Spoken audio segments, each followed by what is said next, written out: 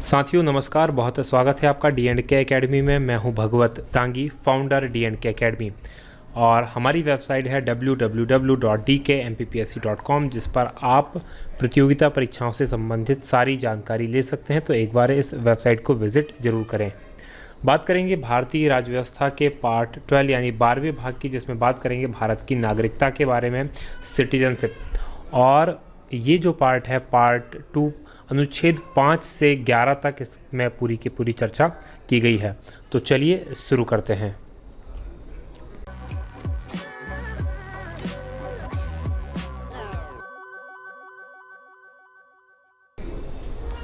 देखिए, भारत में नागरिकता की बात करें तो भारत के अंदर एकल नागरिकता की व्यवस्था की गई है। आपको ये चीज़ आवश्यक पता होना चाहिए कि आखिर एकल नागरिकता क्या होती है। मतलब एकल नागरिकता का आशय ये होता है कि भारत में भारत की ही एकमात्र नागरिकता होगी। जैसे अमेरिका के अंदर होता है, वैसे अमेरिका की नागरिकता अलग होती है, और अमेरिका के जिस राज्य में आप रहते हैं उस राज्य की नागरिकता अलग होती है। लेकिन भारत के मामले में ऐसा नहीं है। ऐसा नहीं कि आप मध्य प्रदेश में रह रहे हैं तो मध्य प्रदेश की नागरिकता भी आपके पास होना चाहिए, उत्तर प्रदेश में रह रहे हैं तो उत्तर प्रदेश की भी नागरिकता आपके पास होना चाहिए। आपके पास केवल और केवल भारत की नागरिकता होनी चाहिए। तो ये व्यवस्था कहलाती है एकल नागरिकता, तो सिंगल सिटीजनशिप जिसे कहते हैं। तो भारत के अंदर एकल नागरिकता की व्यवस्था की गई है। नागरिकता के संबंध में भारतीय संविधान के भाग 2 के अनुच्छेद 5 से 11 के अंदर प्रावधान किया गया है। तो भारत के जो संविधान का भाग 2 है, जो 22 भाग है, 22 भागों में से दूसरा भाग जो है, और अनुच्छेद 5 से 11 तक इसके बारे में प्रावधान किया गया है।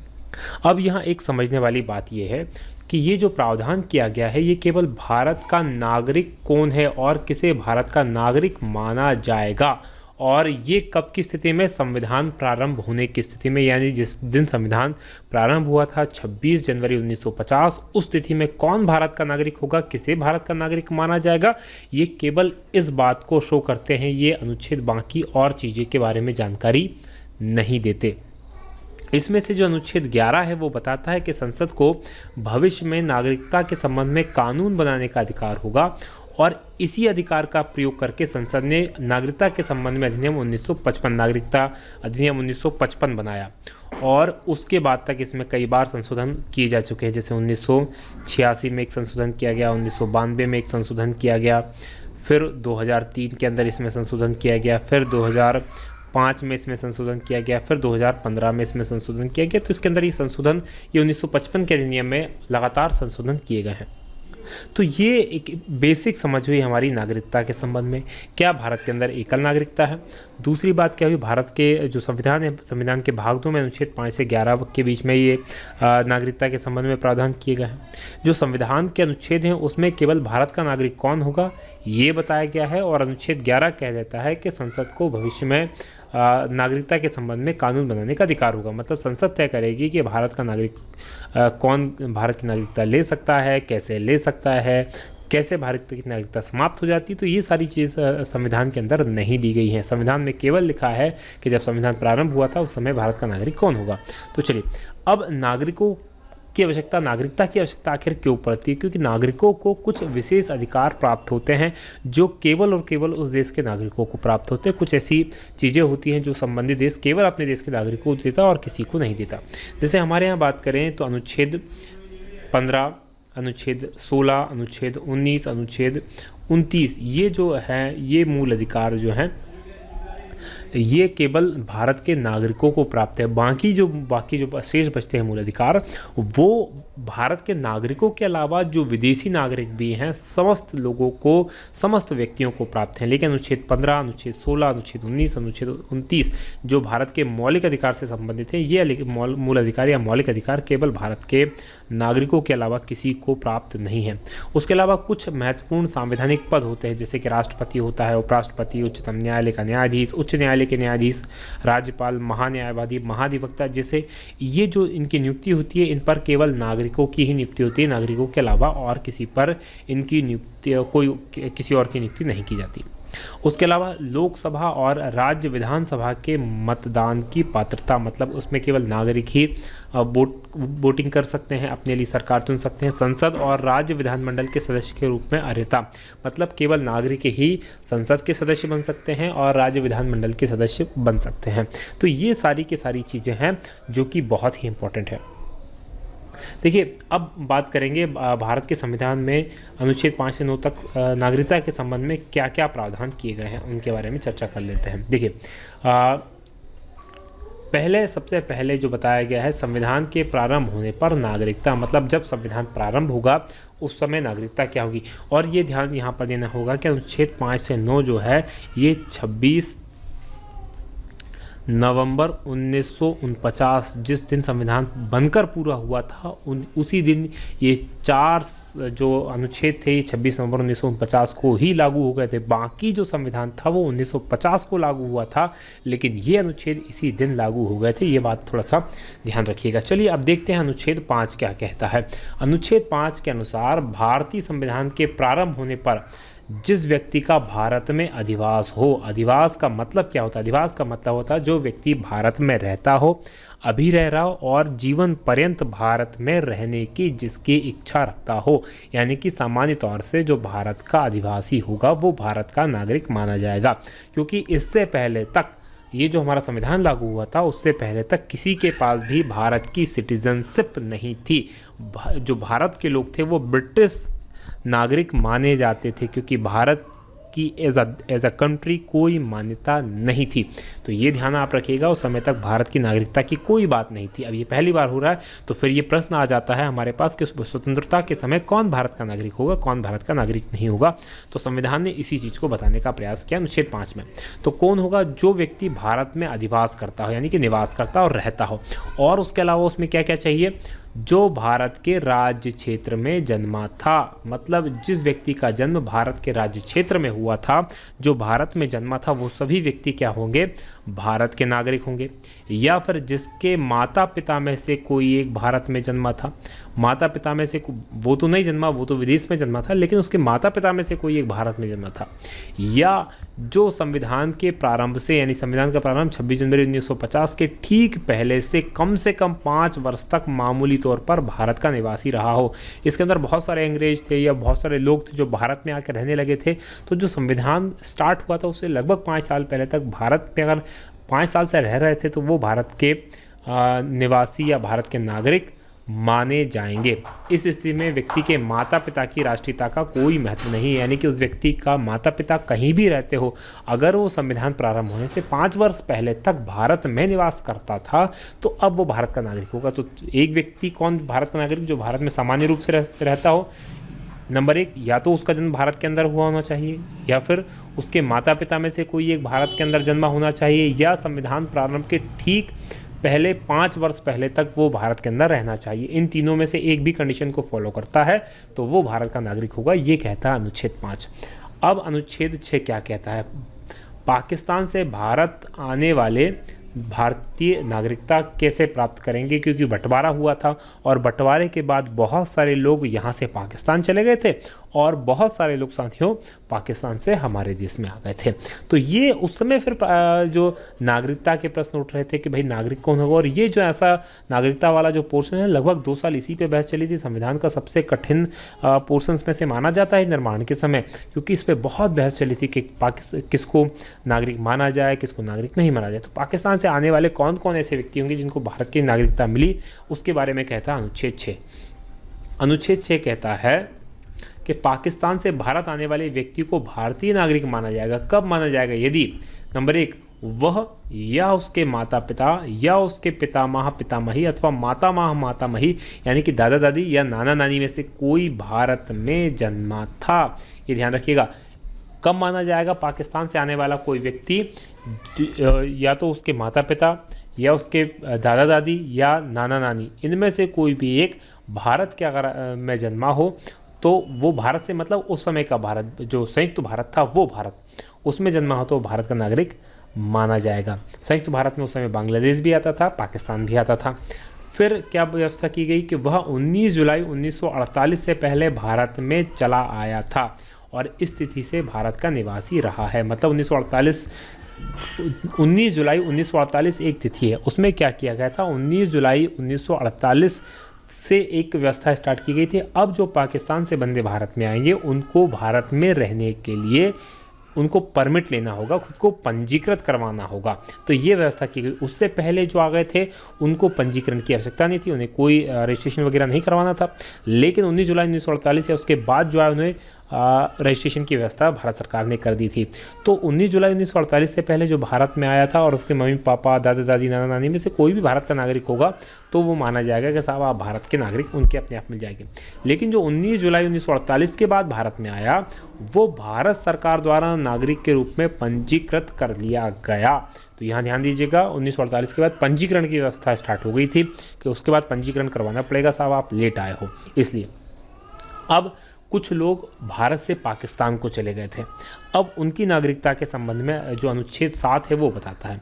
अनुच्छेद 7 कहता है कि जो व्यक्ति 1 मार्च 1947 के पश्चात भारत से पाकिस्तान का आवर्जन कर गया, मतलब भारत से पाकिस्तान चला गया, ध्यान दीजिएगा तारीख कौन सी है, 1 मार्च 1947 भारत में से और पाकिस्तान चला गया, वह भारत का नागरिक नहीं समझा जाएगा। 1 मार्च 1947 के पहले जिसने पाकिस्तान चला गया वो भारत का नागरिक नहीं है। किंतु यह नियम उस व्यक्ति पर लागू नहीं होगा जो पाकिस्तान को आवर्जन करने के पश्चात पुनः किसी अनुज्ञा के अधीन भारत लौट आया। ध्यान दीजिएगा, भारत से पाकिस्तान गया लेकिन पाकिस्तान में किन्हीं कारणों से उसका मन नहीं लगा, उसे अच्छा नहीं लगा, या कोई भी कारण वो रहे हो, या किसी काम से गया था, रहने के उद्देश्य से नहीं गया था, वापस अनुज्ञा मतलब एक परमिट लेकर, उस समय भी परमिट की व्यवस्था कर दी गई थी भाई कि आप भारत वापस आपको जाना है तो आपको उसकी परमिशन लेनी पड़ेगी। तो परमिट लेकर, अनुज्ञा लेकर वापस अगर वो भारत लौट आया है तो फिर वो भारत का नागरिक बन जाएगा। अब यहाँ पर किसी अनुज्ञा के अधीन भारत को लौट कर आया तो वो अनुज्ञा क्या होगी कि 1948 के बाद पाकिस्तान से भारत आने वाले प्रवासियों के लिए आवश्यक है तो वह भारत का नागरिक बनने का हकदार है। इससे पहले वाले अनुच्छेद 6 में हमने देखा था कि कोई 19 जुलाई 1948 के बाद भारत से पाकिस्तान से भारत में आता तो उसको रजिस्ट्रेशन कराना पड़ता, तो वह रजिस्ट्रेशन करवा के यानी वह अनुज्ञा लेके अगर भारत में कोई बंदा आता है जो 1 मार्च 1947 के बाद पाकिस्तान चला गया था और वो वापस लौट के आ जाता है तो उसे भारत का नागरिक बना लिया जाएगा, तो ये उसका अधिकार होगा। तो ये अनुच्छेद 7 कहता है। अब बात करेंगे भारत के बाहर भारतीय उत्पत्ति वाले व्यक्ति की नागरिकता। अब ऐसा तो नहीं कि भारत के अंदर ही भारतीय थे, उस समय बहुत सारे भारतीय ऐसे थे जो भारत के बाहर रहकर काम कर रहे, वो थे तो भारतीय लेकिन काम करने के लिए विदेशों में जाके बस गए थे, कहीं कनाडा, कहीं अफ्रीका, कहीं अमेरिका, दूसरे यूरोपीय देशों में वहाँ जाकर काम करने के लिए या अंग्रेजों के द्वारा काम देने के लिए उनको वहाँ ले जाया गया था। तो चूँकि वो भी भारत के नागरिक थे तो उनको भी कुछ नागरिकता के अधिकार मिलना चाहिए। तो ये अनुच्छेद 8 के अंदर इसकी व्यवस्था की गई है। अनुच्छेद 8 कहता है कि भारत में जन्मे किंतु विदेश में रहने वाले कुछ व्यक्तियों को कुछ शर्तों को पूरा करने पर नागरिकता का अधिकार प्रदान करता है। यानी कि भारत के अंदर जिनका जन्म हुआ था लेकिन वो विदेश चले गए, वहाँ काम कर रहे हैं, किसी भी कारण से वहाँ चले गए, तो उनके लिए भी हमारी नागरिकता की व्यवस्था की गई है, क्योंकि उससे पहले तक तो भारत का नागरिक कोई था नहीं। ठीक है, वो भारत के अंदर जन्मा था और विदेश चला गया। अभी नागरिकता की व्यवस्था हो रही तो उनके लिए भी एक दरवाज़ा खोल के रखा गया कि आप चाहें तो वो भी बन सकते हैं। इसके अंतर्गत पाकिस्तान जाने वाले लोग सम्मिलित नहीं, ध्यान दीजिएगा, पाकिस्तान, और वर्तमान में बांग्लादेश को भी जोड़ लिया जाए तो पाकिस्तान जाने वाले लोग इसमें सम्मिलित नहीं है। अनुच्छेद 8 के अनुसार कोई भी व्यक्ति या उसके माता पिता में से कोई जो भारत सरकार अधिनियम 1935 में परिभाषित भारत के बाहर किसी देश में रह रहा है, वह व्यक्ति निम्नलिखित शर्तें पूरी कर लेता है तो भारत का नागरिक समझा जाएगा। कौन समझा जाएगा? ध्यान दीजिएगा, वह व्यक्ति जो 1935 अधिनियम के अंदर जिस भारत का वर्णन किया गया था उस भारत से बाहर किसी दूसरे देश में रह रहा है। ठीक है, ध्यान दीजिएगा, तो वो व्यक्ति जो होगा या उसकी संतान जो होगी वो क्या चाहेगी? भारत का नागरिक समझा जाएगा। कब समझा जाएगा? नंबर 1, वह भारत के नागरिक के रूप में पंजीकृत कर लिया गया हो, क्योंकि भारत के नागरिक के रूप में पंजीकरण की व्यवस्था थी। पंजीकृत अगर कर लिया गया, उसने आवेदन दिया और पंजीकृत वो कर लिया गया कि हाँ साहब आपको भारत का नागरिक माना जाता है, तो वो भारत का नागरिक होगा। वह जो पंजीकरण होगा वो कहाँ करवाएगा? भारत के राजनयिक या कौंसलर प्रतिनिधि जहाँ वह उस समय निवास कर रहा है, यानी कि कोई व्यक्ति जैसे अमेरिका में रह रहा है तो भारत का जो राजनयिक या दूतावास जो अमेरिका के अंदर उस समय बनाया गया था वहाँ पंजीकरण की व्यवस्था कर दी गई हर देश के अंदर। वहाँ पर जो व्यक्ति रह रहा है वो उसी देश के अंदर भारत के राजनयिक या कौंसलर प्रतिनिधि के पास जाएगा, उसके लिए पंजीकरण के लिए आवेदन करेगा और फिर वहाँ पंजीकृत हो जाएगा तो उसे भारत का नागरिक माना जाएगा। इस आशय का आवेदन पत्र उपयुक्त राजनयिक कौंसलर प्रतिनिधि जहां वह उस समय निवास कर रहा हो द्वारा किया गया हो।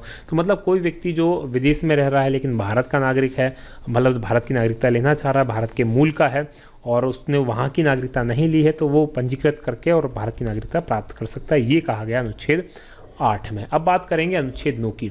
अनुच्छेद 9 विदेशी नागरिकता अर्जित करने पर भारत की नागरिकता की समाप्ति के बारे में है कि अगर कोई व्यक्ति विदेशी नागरिकता प्राप्त कर लेता है तो उसकी जो भारत की नागरिकता है वो समाप्त हो जाएगी। देखिए अनुच्छेद 9 यह वर्णित करता है कि कोई व्यक्ति अपनी इच्छा से, ध्यान दीजिएगा, अपनी इच्छा से किसी विदेशी राज्य की नागरिकता अर्जित कर लेता है तो उसकी नागरिकता स्वतः समाप्त हो जाएगी और यह अनुच्छेद 5, 6 या 8 के आधार पर नागरिकता के अधिकार का दावा नहीं कर सकता। वो ऐसा नहीं कह सकता कि साहब अनुच्छेद 5 के तहत, अनुच्छेद 6 के तहत या अनुच्छेद 8 के तहत मैं भारत का नागरिक हूँ। उसने किसी और देश की नागरिकता ली तो हमारे यहाँ का वो नागरिक नहीं रहा। ध्यान दीजिएगा। और यह प्रावधान केवल उन लोगों के संबंध में है जिन्होंने संविधान प्रारंभ होने से पहले स्वेच्छा से किसी विदेशी राज्य की नागरिकता प्राप्त कर ली थी।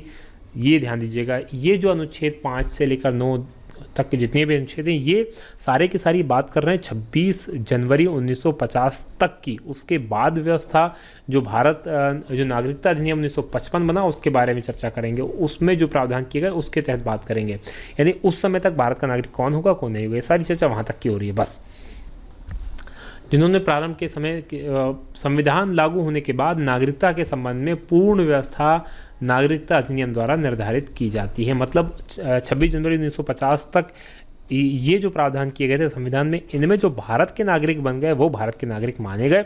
उसके बाद अगर किसी को भारत की नागरिकता लेनी तो फिर उसके लिए भारत संसद द्वारा नागरिकता अधिनियम 1955 बनाया गया। ठीक है, तो अब जो संसद द्वारा अधिनियम बनाया गया उसके अंदर 4-5 तरीके बताए गए जिस तरीके से कोई भारत का नागरिक हो सकता है। तो वो तरीके क्या क्या थे उसके बारे में अब हम थोड़ा सा विस्तार से चर्चा करेंगे कि भारत के अंदर नागरिकता का अर्जन यानी प्राप्ति कैसे की जा सकती है। भारत के जो संविधान है उसमें नहीं बताया गया कि कोई भारत का नागरिक कैसे बन सकता है। ये बताया गया है कि 26 जनवरी 1950 को भारत का नागरिक कौन होगा, लेकिन कौन बन सकता है ये बिल्कुल भी नहीं बताया गया। ये बताया गया नागरिकता अधिनियम 1955 में। ठीक है, तो नागरिकता अधिनियम 1955 में हम देखेंगे कि जन्म के द्वारा नागरिकता, पहला जो तरीका है नागरिकता प्राप्त करने का वो है जन्म के द्वारा नागरिकता के। कोई जन्म अगर जिसका होता है भारत के अंदर तो वो भारत का नागरिक माना जाएगा। देखिए क्या हुआ था 26 जनवरी 1950 के बाद, किंतु 1 जुलाई 1987 से पहले, ये 1 जुलाई 1987 से पहले इसलिए क्योंकि 1986 के अंदर ये जो 1955 अधिनियम था नागरिकता अधिनियम, इसके अंदर संशोधन हुआ था। संशोधन के बाद फिर चीज़ बदल गई थी। तो 26 जनवरी 1950 से 1 जुलाई 1987 से पहले, इसके बीच में 26 जनवरी 1950 और 1 जुलाई 1987 के बीच में भारत में जन्मा कोई भी व्यक्ति, ध्यान दीजिएगा, भारत में जन्मा कोई भी व्यक्ति जन्म के द्वारा भारत का नागरिक होगा। यानी कोई विदेशी अगर भारत में आके जन्म लेता है तो भी वो भारत का नागरिक माना जाता था। कब की बात है? 1 जुलाई 1987 से पहले। लेकिन इसमें विदेशी राजनयिकों, मतलब जैसे कि भारत की दूतावास विभिन्न देशों में है, ऐसे ही विभिन्न देशों के दूतावास भारत के अंदर भी हैं। ठीक है, एम्बेसीज जिसे कहते हैं, वो एम्बेसियों के अंदर जो काम करने वाले कर्मचारी होते हैं वो संबंधित देश के ही होते हैं और उन्हें संबंधित देश का ही नागरिक माना जाता है, भारत के नागरिक वो नहीं होते। तो जाहिर सी बात है वो यहाँ काम करेंगे भारत के अंदर तो उनके बच्चे यहीं रहेंगे, लेकिन उनके जो बच्चे होंगे वो भारत के नागरिक नहीं माने जाएंगे। ध्यान दीजिएगा, तो ये इसको थोड़ा सा एक्सेप्शन है। लेकिन फिर 1986 के अंदर जो अधिनियम था नागरिकता अधिनियम उसमें चेंज किया गया और वो लागू हुआ 1 जुलाई 1987 से। तो 1 जुलाई 1987 को या उसके बाद भारत में जन्मा कोई भी व्यक्ति भारत का नागरिक होगा यदि उसके जन्म के समय उसका एक अभिभावक भारत का नागरिक था। यहाँ ध्यान दीजिएगा, उससे पहले क्या बात थी? 26 जनवरी 1950 से 1 जुलाई 1987 के बीच में भारत में जन्मा कोई भी व्यक्ति भारत का नागरिक होगा, उसके अंदर बस जन्म भारत के अंदर लेना चाहिए, उससे मतलब नहीं उसके मम्मी पापा कहाँ के हो। लेकिन 1 जुलाई 1987 के बाद ये व्यवस्था कर दी गई कि नहीं साहब, उसके अभिभावक में से कोई एक भारत का नागरिक होना आवश्यक है। अब इसके अलावा फिर 2003 के अंदर एक और अमेंडमेंट किया गया। तो तो 2003 के अंदर अमेंडमेंट करने के बाद क्या कहा गया कि 3 दिसंबर 2004 के बाद भारत में पैदा हुआ वह व्यक्ति भी भारत का नागरिक माना जाएगा यदि उसके दोनों अभिभावक भारत के नागरिक हों अथवा एक अभिभावक भारत का नागरिक हो और दूसरा अभिभावक उसके जन्म के समय गैर कानूनी अप्रवासी ना हो तो वह भारतीय नागरिक या विदेशी नागरिक हो सकता है। तो ध्यान दीजिएगा, यहाँ पर एक चीज़ जोड़ी गई इसमें कि जन्म के समय उसका एक अभिभावक भारतीय होना चाहिए और दूसरा अभिभावक गैर कानूनी अप्रवासी नहीं होना चाहिए, यानी भारत के अंदर गैर कानूनी तरीके से नहीं रह रहा हो, उसने बाकायदा वीज़ा वगैरह लिया हो, तब भारत में अनुज्ञा से रह रहा हो तो भारत का नागरिक होगा, अदरवाइज़ उसकी भारत की नागरिकता नहीं रहेगी। तो ये इंपॉर्टेंट था। तो जन्म के आधार पर इस तरह से कोई भारत का नागरिक हो सकता है। अब दूसरा तरीका है देशीयकरण द्वारा भारत की नागरिकता की प्राप्ति। देखिए, देशीयकरण द्वारा भारत की जो नागरिकता की प्राप्ति होती है वो उन लोगों को प्राप्ति होती है जो भारत के जो विदेशी व्यक्ति है, मतलब जिनका जो भारतीय मूल से जिनको कोई संबंध नहीं है।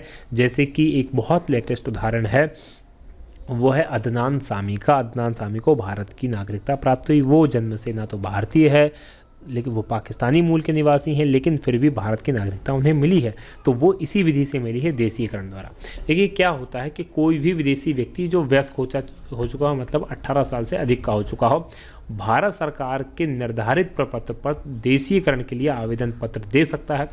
कुछ निर्धारित शर्तों के आधार पर केंद्र सरकार द्वारा संतुष्ट होने के पश्चात, ध्यान दीजिएगा, केंद्र सरकार द्वारा संतुष्ट होने के पश्चात आवेदनकर्ता को देशीयकरण का प्रमाण पत्र दिया जाता है, यानी उसे भारतीय बना लिया जाता है।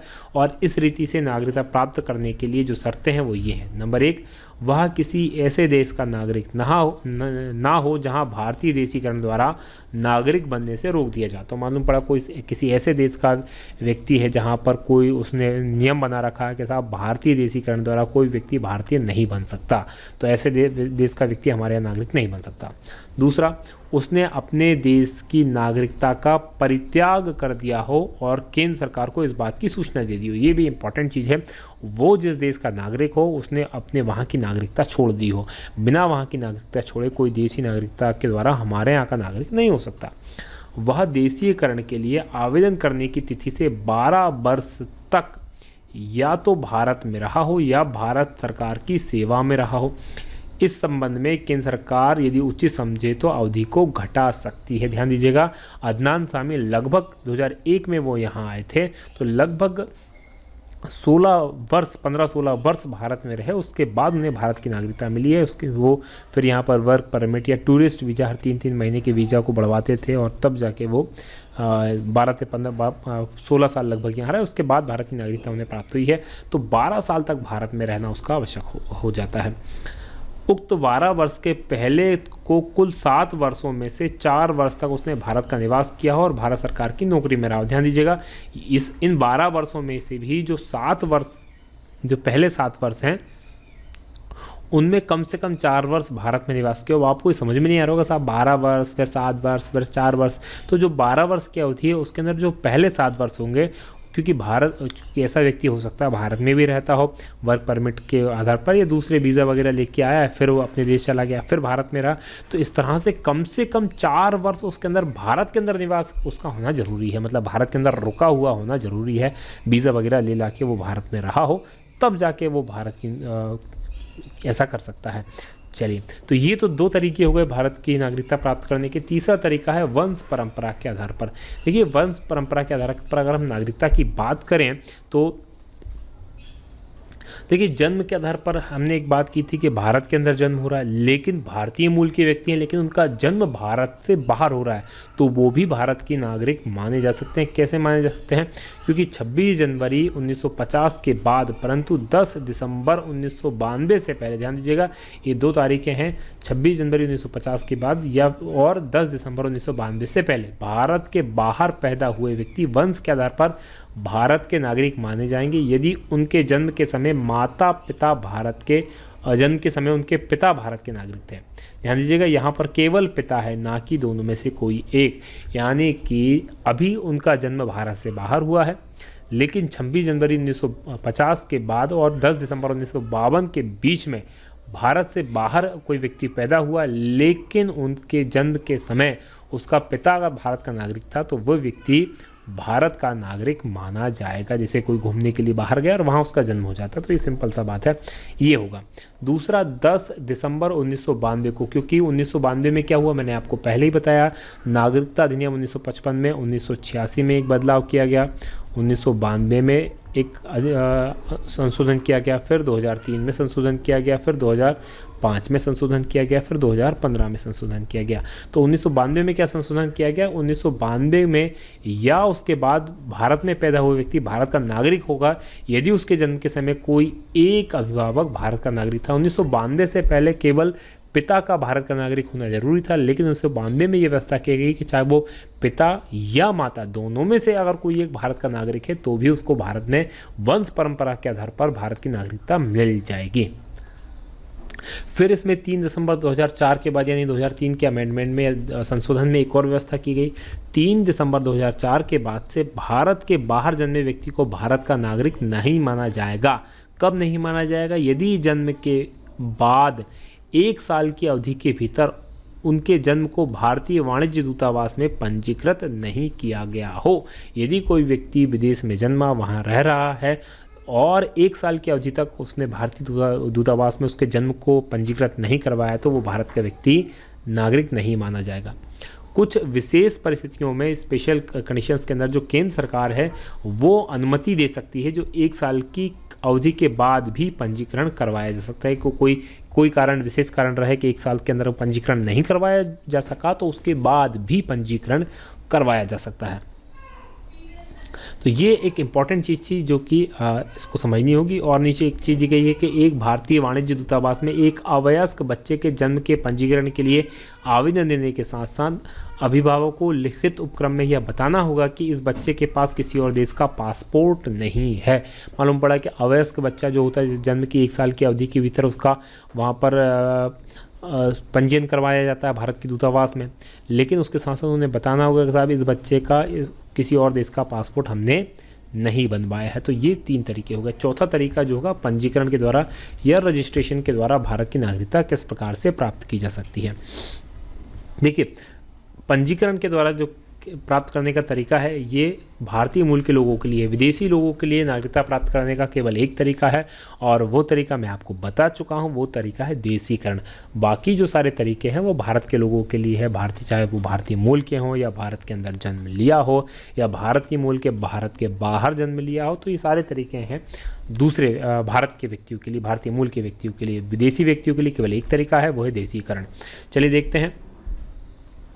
आवेदन किए जाने पर किसी व्यक्ति को भारत के नागरिक के रूप में पंजीकृत कर सकती है। कब कर सकती है? भारतीय मूल का एक व्यक्ति जो पंजीकरण के लिए आवेदन देने से पहले 7 साल के लिए भारत का निवासी हो। देखिए, नागरिक होना और निवासी होना दोनों चीज़ें अलग हैं। नागरिक, जैसे पिछले 16 सालों से अदनान सामी भी भारत के अंदर निवास तो कर रहे थे लेकिन वो यहाँ के नागरिक नहीं थे। तो इसी तरह से कोई व्यक्ति है जो भारतीय मूल का है और भारत के अंदर रह तो रहा है, वो वीज़ा वगैरह ले ला के, लेकिन भारत का नागरिक नहीं है, तो आवेदन करने से 7 साल के लिए भारत का निवासी हो तो उसको पंजीकरण कर, रजिस्ट्रेशन करके भारत का निवासी बन सकता है। दूसरा, भारतीय मूल का एक व्यक्ति जो अविभाजित भारत के बाहर किसी देश या स्थान का साधारण निवासी हो। ध्यान दीजिएगा, वहाँ का साधारण निवासी होना चाहिए, वहाँ का नागरिक नहीं होना चाहिए। भारतीय मूल का व्यक्ति था, विदेश में गया, वहाँ काम कर रहा है लेकिन वहाँ का नागरिक नहीं है।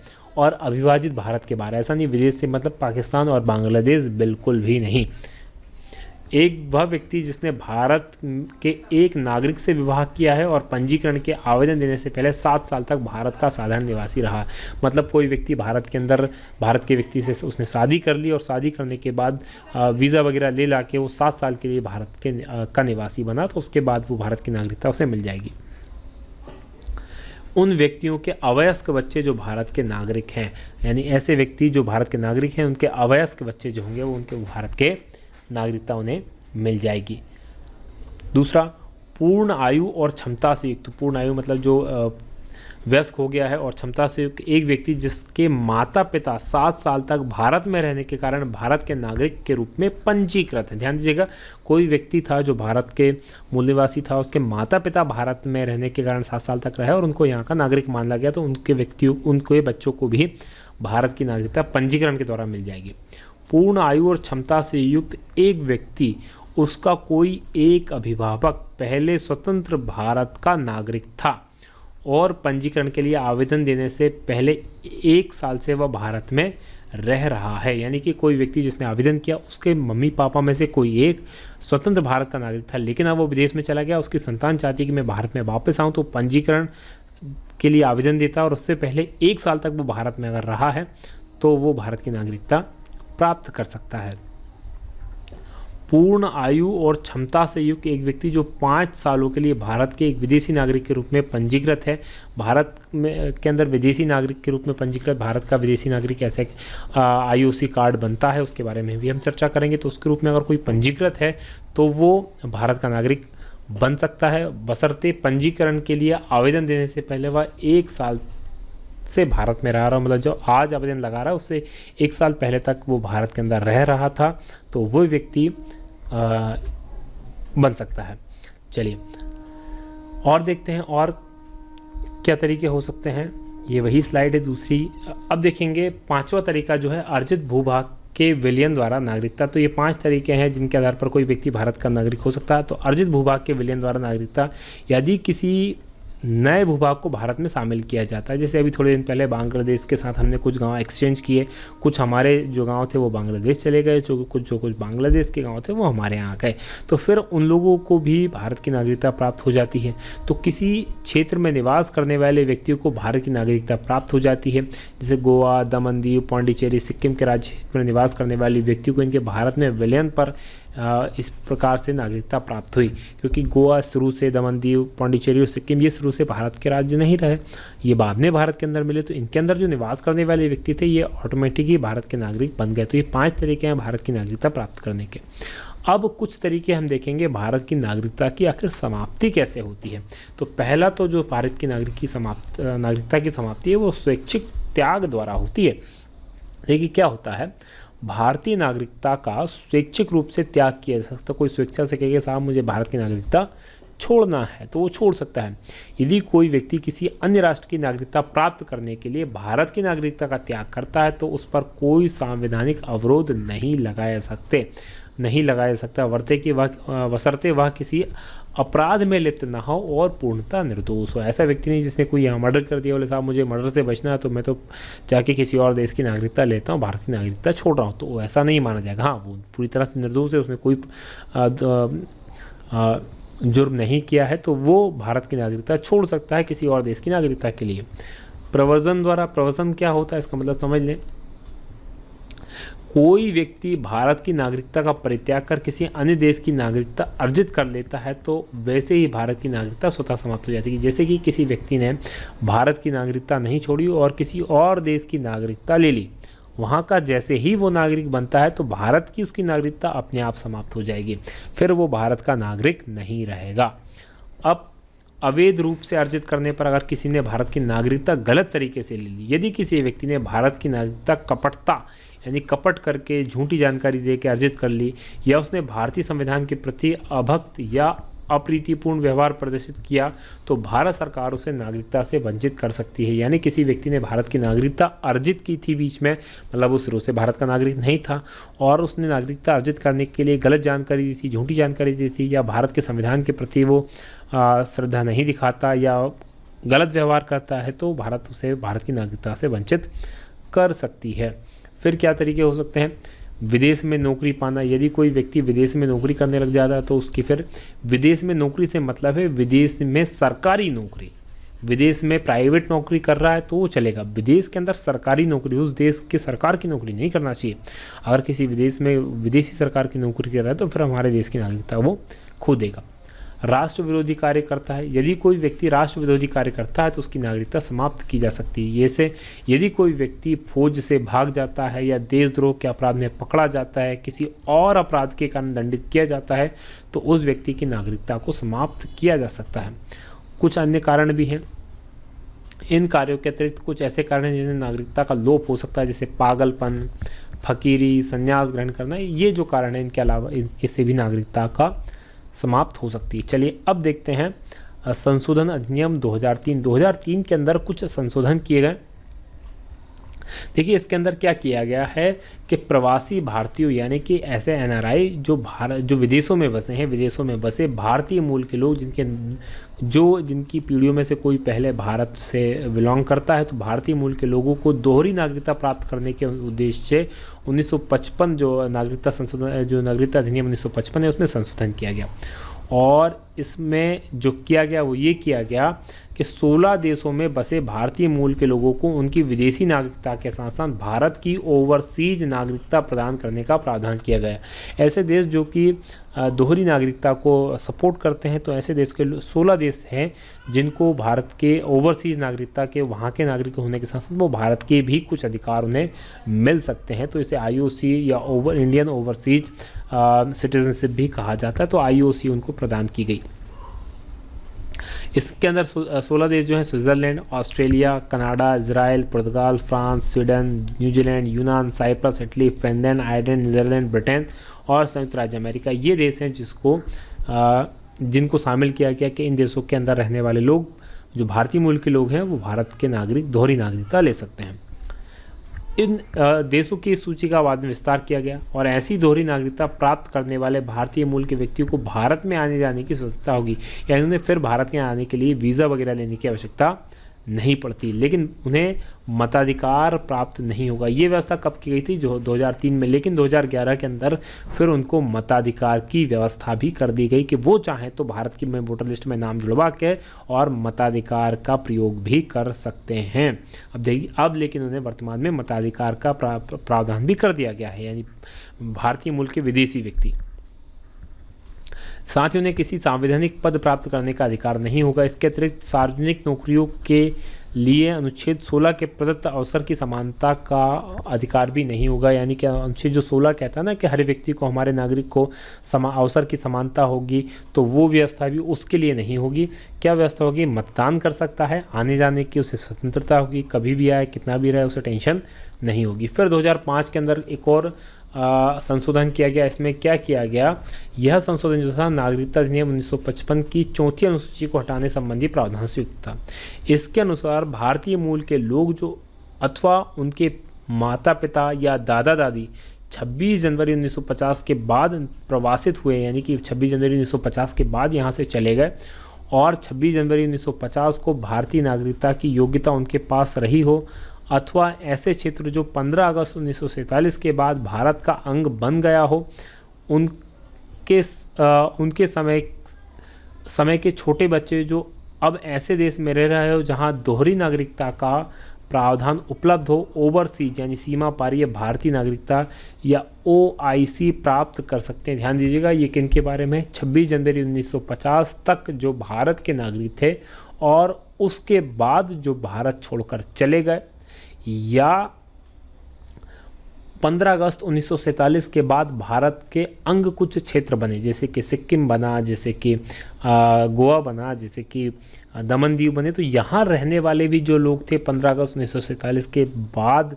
क्योंकि ये तो जैसे 1975 के अंदर सिक्किम बना, तो सिक्किम में तो बहुत पहले से लोग रहते हैं। तो जो 1947 के बाद जो अंग बने, इनके अंदर जो लोग थे जो उस समय उन संबंधित राज्यों के निवासी थे, उनको भी ये सुविधा प्रदान की गई है कि वो भी चाहें तो OCI यानी कि ओवरसीज सिटीजनशिप ऑफ इंडिया प्राप्त कर सकते हैं। और इस प्रकार अब ये जो क्या है, केवल पाकिस्तान और बांग्लादेश को छोड़कर सभी देशों के नागरिकों को इस प्रावधान के अंदर शामिल कर लिया गया है। जबकि 2003 में 16 देशों को शामिल किया गया था, 2005 में इन्हें बढ़ा के सारे देश के लोगों को दे दिया गया कि सिर्फ बांग्लादेश और पाकिस्तान को हम नहीं देंगे, हमारे यहाँ की OCI बाकी सब लोगों को देंगे। चलिए, ये एक इम्पॉर्टेंट चीज़ थी। तो ये हमारा जो आज का वीडियो था ये यहीं समाप्त होता है। आशा है कि आपको ये वीडियो पसंद आया होगा। यदि आपको ये वीडियो पसंद आया है तो आप इसे लाइक करें, शेयर करें और कमेंट करना बिल्कुल ना भूलें कि आपको ये वीडियो कैसा लगा। यदि आपको वीडियो पसंद आया तो इसे प्लीज़ लाइक करें। साथ में यहाँ हम आपके लिए और वीडियो डाल रहे हैं, आप इन वीडियोज़ को देखें। यदि आपने अभी तक चैनल सब्सक्राइब नहीं किया तो यहाँ पर आप क्लिक करके चैनल को सब्सक्राइब कर सकते हैं ताकि इसी तरह से आपको वीडियोस मिलते रहें। आप देख रहे थे DNK एकेडमी, जो है नंबर 1 GK चैनल। बहुत बहुत धन्यवाद। जय हिंद, जय भारत।